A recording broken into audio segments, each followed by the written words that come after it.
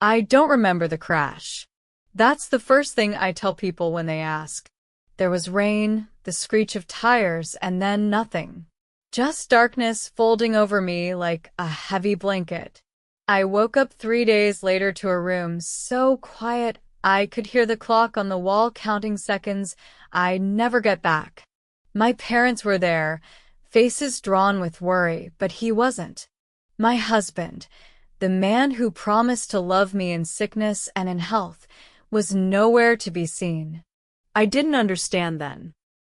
I was still floating on painkillers, mind foggy with confusion. "Where's Daniel?" I asked, my voice a raspy whisper. My mother squeezed my hand and looked away. That's when I felt it, or rather didn't feel it. Something was missing. I moved my right leg and felt sheets shuffle. I tried to move my left and felt nothing. I yanked the blanket back with trembling hands and stared at the emptiness where my leg should have been.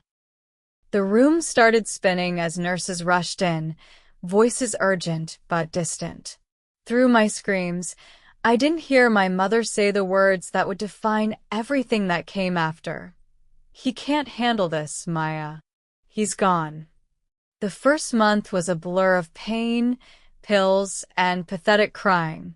I'd wake up reaching for my leg, phantom pains shooting through a limb that wasn't there anymore. I'd reach for Daniel, too, forgetting for just a moment that he was gone as well. The day he finally visited, I felt a surge of hope. Maybe it had all been too much, too fast. Maybe he just needed time. He stood by the window, sunlight catching his wedding ring. Still on, I noticed with a flutter in my chest. I watched him struggle for words, his handsome face contorted with what I thought was pain. "Maya," he finally said, "this isn't what I signed up for." 5 words. That's all it took to demolish everything we'd built together. Not "how are you feeling?" or "we'll get through this."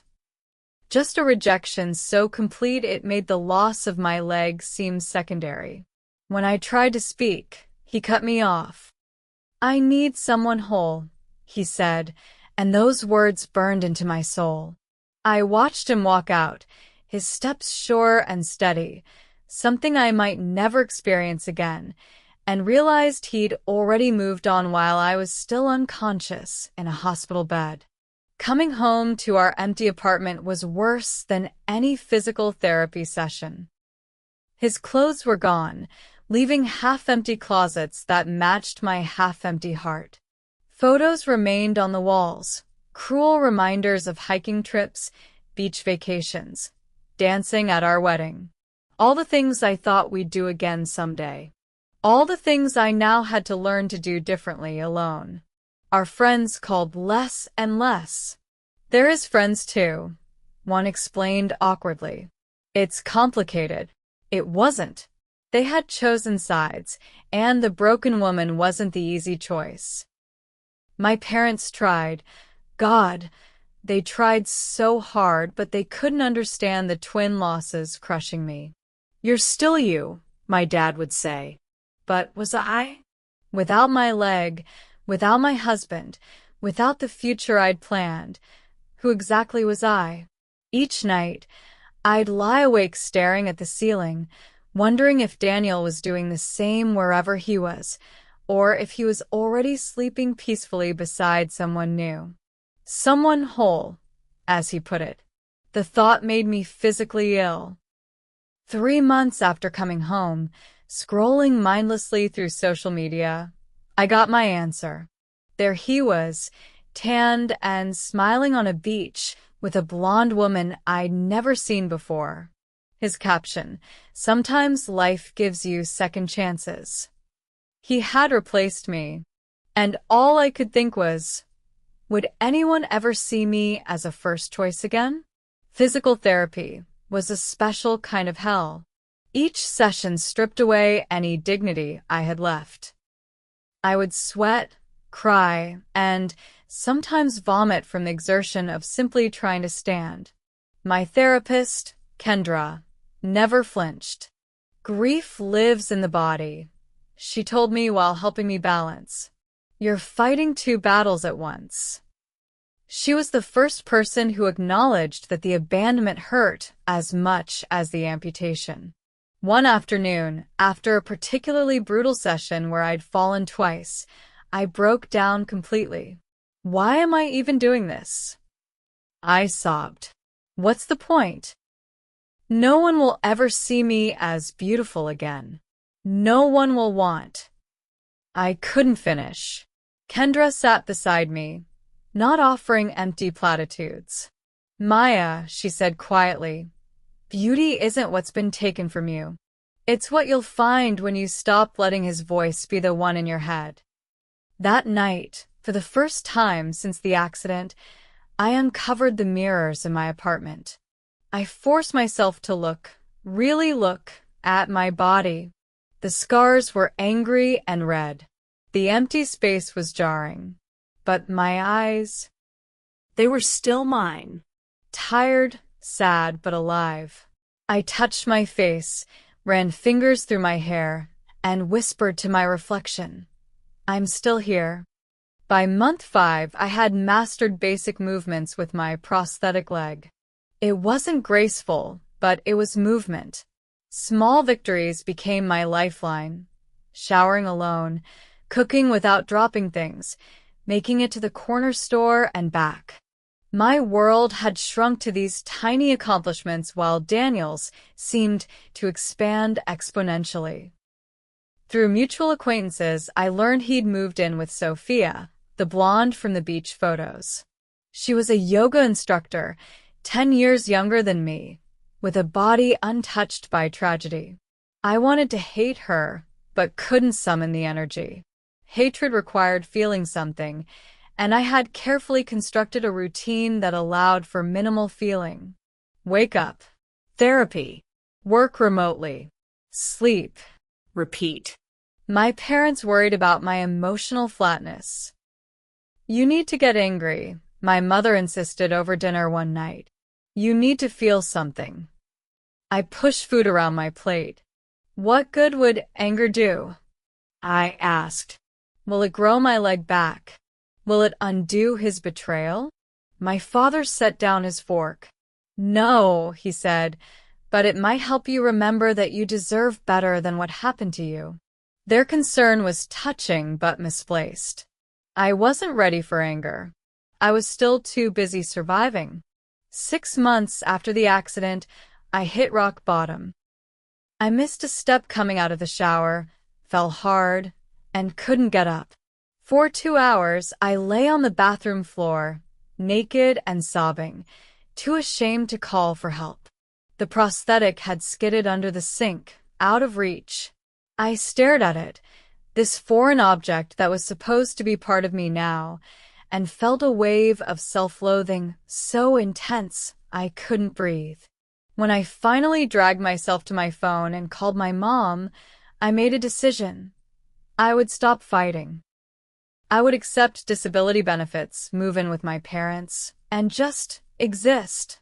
Why exhaust myself trying to be normal when normal was gone forever? When she arrived, panic on her face, I was still on the floor, but calm now. Eerily calm. I'm done, I told her as she wrapped me in a towel. She didn't argue, just helped me to bed and stayed the night. In the morning, she made coffee and sat at the edge of my bed. I have something to show you, she said, opening her tablet. It was an article about a woman who had lost both legs in a bombing. She was now a Paralympic athlete and model. She didn't just survive, Mom said. She redefined what her body could do. I stared at the images, this woman's confident smile, the artistic prosthetics she wore like fashion statements. That's not me, I whispered. Mom closed the tablet. Not yet, she said simply. The modeling call came through Kendra. Before you say no, she prefaced. Just listen. A prosthetics company was launching a campaign called Redefining Beautiful and wanted real people, not professional models. They saw you at the group therapy session last week, she explained. I had only gone to that session because Kendra had practically dragged me there. I had sat silently in the corner, watching others share their stories. Me? Why would they want me? I asked, genuinely confused. Because you have sad eyes, Kendra replied. Because when you walk, even with pain, there's a determination that can't be faked. I laughed bitterly. Great. I looked tragically determined. What a selling point. But as Kendra explained the concept, a raw, unfiltered look at adaptation and resilience, something stirred inside me. Not hope exactly, but curiosity. What would it be like to be seen, really seen, as I was now? Not hidden away, not pitted, but photographed intentionally? One session, I agreed finally. But I'm not promising anything more. That night, I dreamt of Daniel seeing my face on a billboard and feeling what? Regret? Shame? I woke up realizing it was the first time I'd imagined him seeing me rather than me seeing him. A small shift, but significant. The photo studio was intimidating, all sleek surfaces and beautiful people rushing about. I almost turned around at the door, but a woman with a clipboard spotted me. Maya? We've been waiting for you. Her enthusiasm was jarring after months of people averting their eyes from my halting gait. As I was ushered into hair and makeup, I kept waiting for someone to realize they'd made a mistake. The photographer, Elise, had a quiet intensity that put me at ease. We're not hiding anything today, she explained, showing me concept photos. We're celebrating everything, scars, prosthetics, the whole journey. When I stepped onto the set wearing only simple black shorts and a tank top, my prosthetic leg fully visible, I felt naked in more ways than one. Now, Elise said, tell me about the moment you realized you would survive this. The question caught me off guard. I haven't had that moment yet, I admitted. Her camera clicked anyway, capturing my raw honesty. That's even better, she said. Let's document the before. The during. The woman who's still figuring it out. For 2 hours, we talked while she photographed. About Daniel. About falling in the bathroom. About phantom pains. With each confession, the camera clicked, preserving vulnerabilities I'd hidden from everyone else. I didn't expect anything to come from the photo shoot.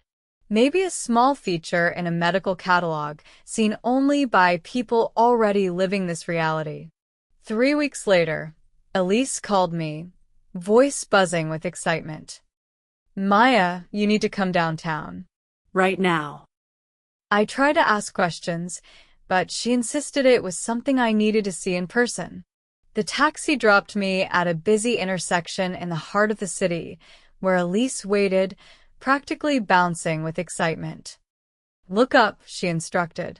I tilted my head back and felt my heart stop. There I was 40 feet tall on a billboard. In the image, I was looking directly at the camera, my prosthetic leg visible, but not the focus. It was my eyes that dominated, challenging, alive, undefeated. Below, in simple text, beauty redefined. I staggered backward, bumping into strangers who were also looking up at me. The company went all in, Elise explained. This is just the beginning. They want you as the face of the entire campaign. I couldn't speak.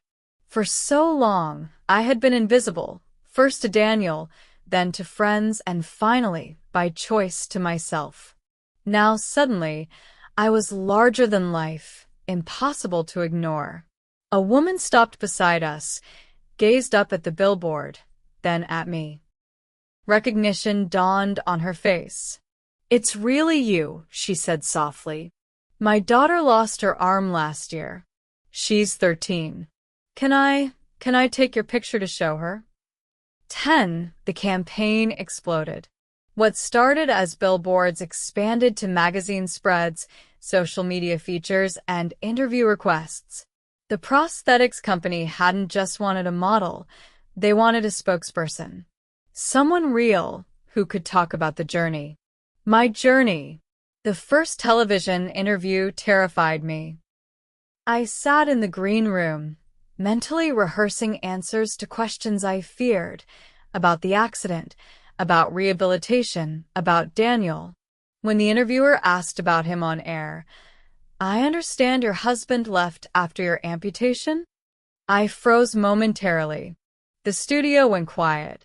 I could feel pity radiating from the crew. Then something shifted inside me. "He did," I said simply. "He told me he needed someone whole." What he didn't realize is that wholeness isn't physical. It's something you carry inside. The word surprised me as much as anyone. Where had that wisdom come from? That night, my phone blew up with messages from women sharing similar stories of abandonment during illness or injury. "You put into words what I couldn't," one wrote. I stayed up until dawn reading their messages, crying not for myself, but for this community I never knew existed. People who understood exactly what it felt like to be discarded when they needed love most. 9 months after the accident, I received an invitation to speak at a women's conference about resilience. Me, speaking to an audience about strength when I still sometimes cried putting on my prosthetic. The audacity of it made me laugh out loud. Yet something compelled me to accept. Perhaps it was the emails that continued to flood my inbox, women thanking me for being visible in my imperfection. Or maybe it was the realization that speaking my truth aloud had somehow made it more bearable. The morning of the conference, I chose my outfit carefully, a dress that didn't hide my prosthetic but complemented it. As I applied makeup, I studied my reflection. The woman staring back wasn't the same one who had covered all the mirrors months ago. This woman's eyes held purpose. Walking onto that stage, the spotlight momentarily blinded me. When my vision cleared, I saw hundreds of faces looking back expectantly. "A year ago," I began, "I thought beauty was something you either had or lost. Something others bestowed upon you or took away." My voice grew stronger with each word. I was wrong. Beauty isn't fragile. It's the most resilient force we possess because true beauty is simply truth fully embodied. By the end of my speech, people were standing, not out of pity, but recognition. We all knew what it meant to be diminished by someone else's perception. We all knew the fight to reclaim ourselves. The modeling contracts came next, not just for prosthetics companies, but mainstream brands looking to expand their definition of beauty. Each time my agent called with a new offer, I waited for the catch. Surely they'd want to minimize my prosthetic, to focus on the parts of me that were normal. Instead, photographers wanted to highlight it, sometimes adorning it with jewels or custom designs that transformed medical necessity into art. I was no longer just Maya who had lost a leg. I was Maya who had gained a platform. Maya who wore her trauma visibly, yet refused to be defined by it. During one high-profile shoot for a luxury brand, the stylist suggested a pose that would obscure my prosthetic. Actually, I countered, what if we did the opposite? The resulting image, me seated confidently, prosthetic extended, draped in fine fabric, became one of the most shared fashion photos of the season. Comments ranged from enthusiastic support to predictable trolling. One comment stopped me cold. "Isn't it the woman whose husband left her? Bet he's kicking himself now." It was the first time I'd considered how Daniel might be reacting to my unexpected visibility. Did he see these images? Did he regret his choice? And more importantly, did I care? It was at a charity gala, 13 months after the accident, that I finally saw him again. I was a featured speaker, there to announce a foundation for women rebuilding after trauma. The ballroom glittered with wealth and influence, a world away from my hospital bed and bathroom floor. I didn't know Daniel would be attending. Had I known, would I have prepared differently? Worn something more spectacular? Rehearsed a cutting remark? As it happened, I was simply myself, elegant in a custom gown, confident after months of public speaking, my prosthetic visible through a tasteful slit in the fabric. I was speaking with a donor when I felt it, that peculiar awareness of being watched. I turned and there he was, 20 feet away, staring. Daniel, in a tuxedo that couldn't quite disguise how thin he'd become. Beside him stood Sophia, still beautiful, still young, looking uncomfortable. Our eyes met across the crowded room. A cliché moment, if there ever was one. I expected to feel something enormous, rage, vindication, heartbreak renewed. Instead, I felt calm. I nodded politely, then deliberately turned back to my conversation. Later, I watched from the stage as I spoke about resilience, my gaze occasionally finding him in the crowd. He never once looked away, and I realized with startling clarity, I was no longer the one haunted by what had happened between us. The foundation work gave me purpose beyond modeling. We created support systems for women abandoned during health crises, financial assistance, legal aid, counseling. Work that mattered. Work that healed me as much as those we helped. 2 years after the accident, life had settled into a new normal.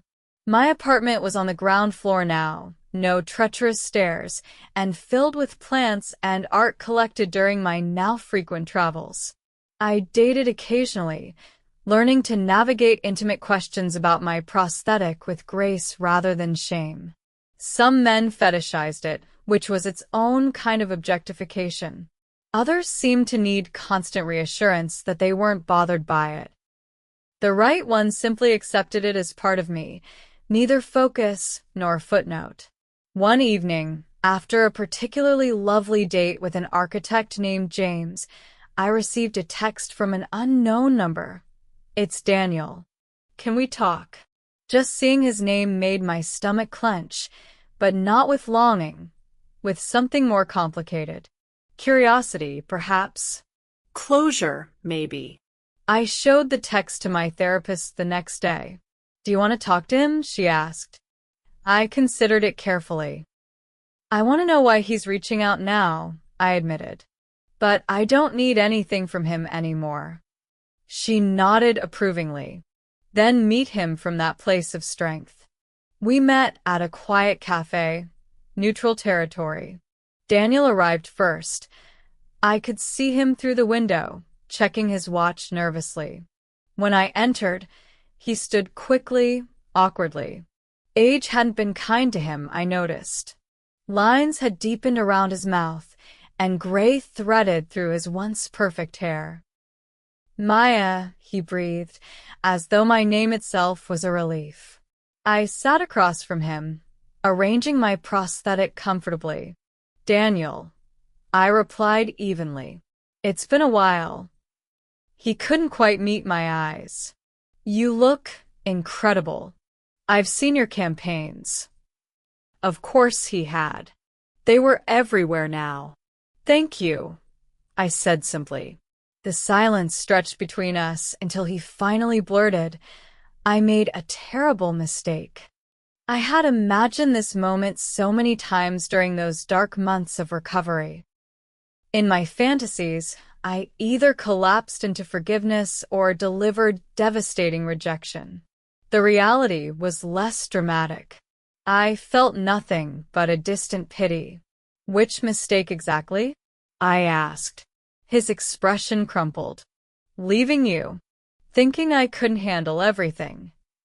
I took a sip of water. "Why contact me now? It's been years." He hesitated, then the words tumbled out. Sophia has multiple sclerosis. Early stages. The prognosis is uncertain. Understanding dawned, cold and clear. And you're afraid you'll repeat your pattern. I finished for him. I hadn't planned to visit the MS clinic. But after meeting with Daniel, learning about Sophia's diagnosis, something compelled me there. Not revenge, not schadenfreude, something more complex. Perhaps a need to close a circle. The clinic was modern, designed to feel hopeful rather than clinical, with soft lighting and comfortable seating. I approached the reception desk, gave my name. I'm here to discuss a potential donation from my foundation, I explained. The truth, if not the complete truth. As the administrator led me through the facility, explaining their services, I noticed something that stopped me mid-step. There, on the wall of the Patient Resource Center, my face. Not from a fashion campaign, but from an educational series I'd done about adapting to physical changes. Oh yes, the administrator smiled, following my gaze. Your work has been incredibly valuable to our patients adjusting to new physical realities. I stared at the image, at myself, realizing the reach of what I'd built from my shattered pieces. This wasn't just about modeling or speaking fees. My journey had become a resource for others facing their own versions of loss. As we continued the tour, I thought about Daniel and Sophia, about the road ahead of them, about how ill-equipped he was to travel it. Not because he was weak, but because he had never learned to see beyond physical perfection. I was examining a therapy room when I heard her voice. Maya? I turned to find Sophia standing in the doorway, a file folder clutched in her hands. Up close, she looked tired, the perfect blonde waves from beach photos now pulled back severely. Her eyes darted from my face to my prosthetic and back. It is you, she said. I thought I was imagining things. The administrator, sensing tension, discreetly excused herself. For a moment, Sophia and I just looked at each other. The woman he left and the woman he left for, meeting in the most improbable of places. I saw your billboard downtown, she said finally. Before my diagnosis. You're very beautiful. The compliment felt genuine, if awkward. Thank you, I replied. I'm sorry about your diagnosis. She nodded, tears suddenly brimming. Daniel told me he saw you, that you two talked. I tensed, wondering what version of our conversation he had shared. He did, I confirmed neutrally. She wiped at her eyes. He's terrified of this. Of what's coming. Sometimes I see him looking at me like he's already mourning something. The vulnerability in her admission stunned me. And he told you about us? About why we ended? I asked carefully. Not at first, she admitted. But after my diagnosis, yes. I think he's afraid history will repeat itself. Before I could respond, Daniel himself appeared in the doorway behind Sophia, returning with coffee cups in hand. He froze when he saw me, color draining from his face. The three of us stood locked in a tableau of past and present colliding. Maya, he stammered. What are you doing here? I maintained my composure, though my heart raced with the surreality of the moment. Research for my foundation, I explained, then turned to Sophia. We support women going through health transitions. Understanding dawned on Daniel's face. I wasn't there for him, to confront or compete. I had built something meaningful, while he had merely moved on. He seemed to shrink before my eyes, not just physically, but in significance. The man who had once defined my worth with his rejection now looked small against the backdrop of what I'd become. Your work is amazing, Sophia said, genuine admiration in her voice. the way you've used your experience to help others." I thanked her, then deliberately checked my watch. "I should continue my tour," I said. As I moved to leave, Daniel finally spoke again. "Maya, I cut him off with a raised hand. "Daniel, I wish you both well," I said simply. "I really do." And I meant it.